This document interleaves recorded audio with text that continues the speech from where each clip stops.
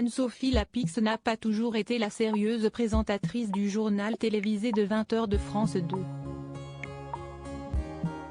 Avant même ces années plus légères à la présentation de C'est à vous, la journaliste, qui célèbre son 51e anniversaire ce samedi 29 avril, s'est essayée à une carrière artistique, sur scène et au cinéma. Tout commence en 1994, alors qu'elle est encore une étudiante de 22 ans de Sciences Po Bordeaux.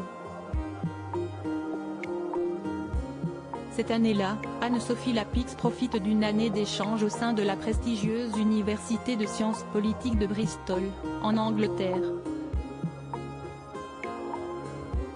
L'étudiante s'inscrit au club d'activités culturelles et décroche un rôle dans une adaptation de la célèbre comédie musicale Chicago.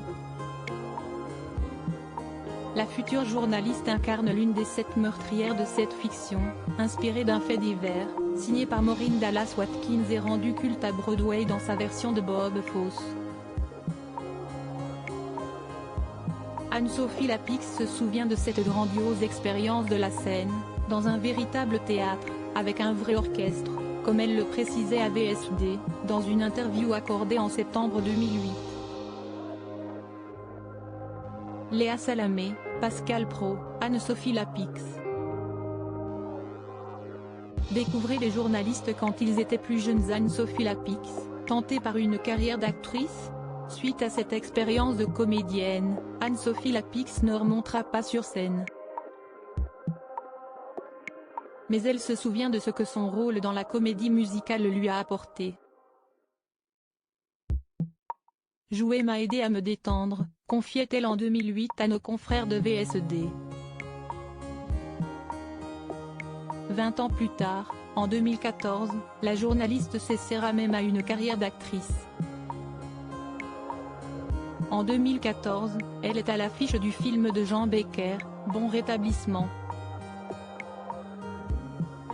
Elle y incarne le personnage de Florence, épouse de Pierre, joué par Gérard Lanvin, hospitalisé après un accident de voiture.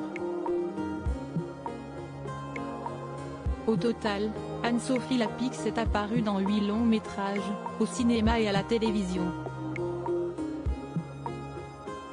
Mais elle n'a plus jamais joué la comédie après son premier et unique rôle. En effet, si est dans son propre rôle de journaliste et présentatrice du JT de France 2 qu'Anne-Sophie Lapix est par la suite apparue à l'écran. Crédit photo, Dominique Jacovide.